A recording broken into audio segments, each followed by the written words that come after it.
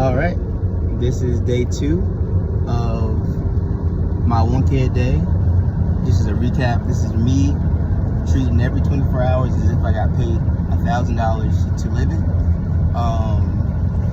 So I'll always kick this off with a summary of my day and what I did for my goal. And again, I run track and field. I believe if I do this, what I'm doing here, which is treating every day as if it will make me $1,000. As if I made $1,000, fumbling my words. That by the end of it, I'll have a payout of $1 million. And even if I don't reach that goal again, I'll be in a much better spot because I behave every day and I treat every day with this sense of urgency. So to summarize my day and what I've done today, I went to the gym. It's really rainy this Sunday. So I went to the gym and did again some joint work with the cables, just really working out my elbows, knees, ankles, and wrists. Then I added on some plyometrics as well. There's some kind of, I think, what you just call them, pogo hops. And did that coupled with some movement and mobility work. And now I'm finna head on and go to work. Spent probably roughly 2.5 hours in the gym. And I would say also probably like 15 minutes in the sauna or so. So a solid 3 hours a day. And then after I went home, took a shower and everything, and also planned out some of my track warm-ups, because one of the most important things for track and field is the warm-up. It sets you up for your race, sets you up for even practice. If you're doing, say, block starts and your nervous system isn't primed, your block start practice is useless. If you're doing tempo work and your joints aren't loose,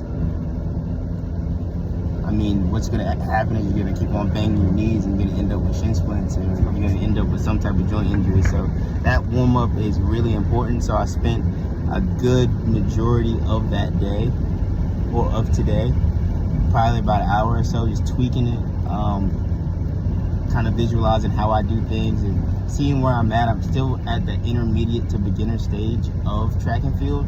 So making sure that I can, again, do everything that I plan, because I want it to be scalable. I want it to be achievable day in and day out. And I'm the player and I'm also the coach. So I'm learning both facets of how to treat an athlete's body when they don't know really what you planned out for the athlete, right? Because I planned stuff out for myself, and I'm like, all right, well, I'm not that good at that yet. Am I gonna just leave it in the program, or am I going to, cut it down, maybe cut the distance down, maybe cut the repetitions down? Am I gonna actually isolate this and focus it and make sure I get better at it and spend more time on this exact movement if I think the movement really benefits the grand goal of me getting faster? So, right, if it benefits that grand goal of me getting faster, well, I think it's worth the time for me to take out and improve that movement. Like, for instance, C-skips, right? I'm not that good at C-skips because I don't have a coach, and it's just not a natural movement. Anybody who doesn't do track and field, ask me to do a C-skip, they're gonna look ridiculous. Or if anybody, maybe a football player could possibly do it just because we do drills like open up the hips and stuff like that, or maybe even soccer. But any person that's not a field athlete, ask them to do C-skips and they're gonna look ridiculous. So it's not really a natural movement, but then I have it in my program to do it in my warm-up for 30 meters down and back.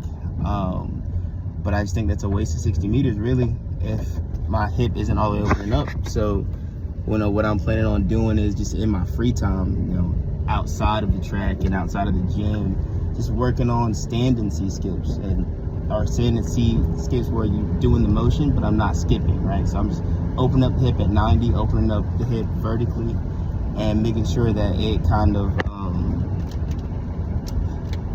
of just mimics how the C skips was to work, so that muscle memory starts to get built up. So I'm not kind of half-tailing the C skips and the wrong muscles are getting activated and the wrong motor patterns are being used, right? But yeah, that's just a little tangent there. It's kind of how I think, and I think it's important to let you guys know as well how I think and how I operate, because I figured out that really it's just talking to other people. It's not really that common, like my way of going about things. And because whenever I face a problem, I always turn to my experience for the solution first. I never really ask questions externally. Like, I don't ask someone, hey, like, I got a C-skip problem, how should I fix it? I always go to my experience and what do I know. And if that well runs completely dry, then I'll go and I'll look something up. And I realized that way of thinking has gotten me very far in experience-wise. I mean, it's been able to make me, in 9 months, be a voice where if someone wants to learn something about sprinting or track and field, I can be a knowledgeable voice and a knowledgeable help to them as a coaching perspective.